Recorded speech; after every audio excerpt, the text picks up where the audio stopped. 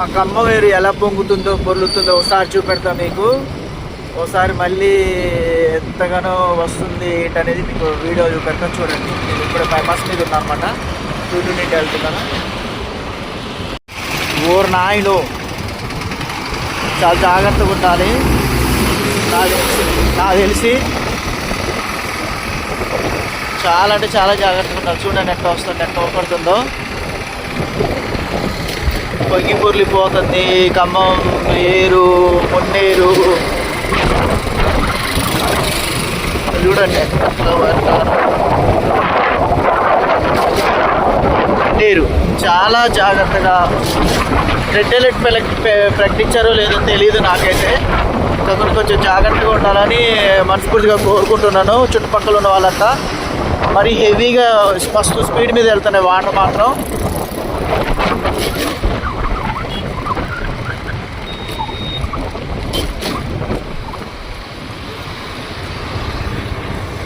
చూడండి అక్కడ నుంచి చూడండి ఎంతగానో స్పీడ్గా వెళ్తున్నాయి వాటర్.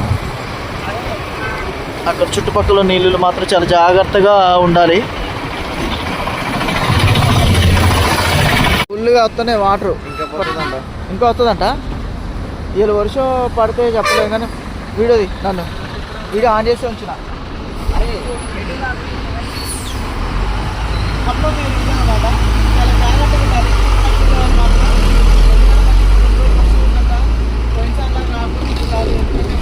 చాలా మంది ఇబ్బందులు పడ్డారనమాట.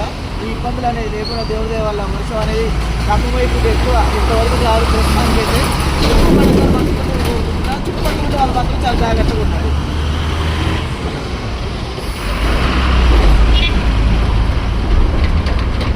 చుట్టుపక్కల వాళ్ళు కనీసం ఆగు, అక్కడి నుంచి ఒకటి చూడ.